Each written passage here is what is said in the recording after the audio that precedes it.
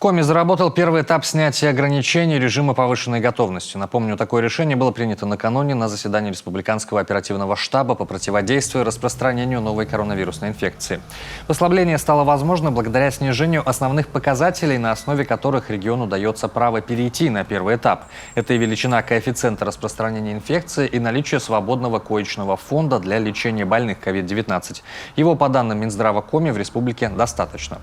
Исходя из этого, региональное управление Роспотребнадзора по согласованию с федеральным ведомством внесло предложение руководителю Коми о полноценном переходе. Оно было единогласно поддержано на заседании оперштаба. При этом Владимир Уйба обратил особое внимание на необходимость неукоснительного соблюдения всех ограничительных мер.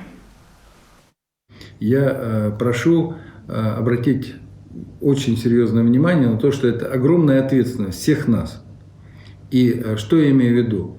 Если мы не будем соблюдать требования, которые вот я сейчас обозначил, в том числе и в салонах красоты, где должно быть, и в парикмахерских, где должна быть только по записи, где должен мастер работать только с одним клиентом, чтобы не было никакой очереди, то мы можем получить, к сожалению, то, что получили очень многие субъекты, которые открывали первый этап и буквально через неделю вынуждены были его закрывать.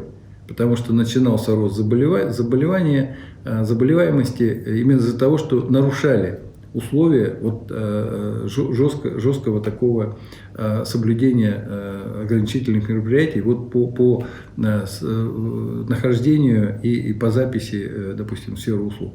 Поэтому особенно обращаюсь к организаторам и сферы услуг, и торговли. Будьте очень в этом отношении требовательны к соблюдению этих мероприятий.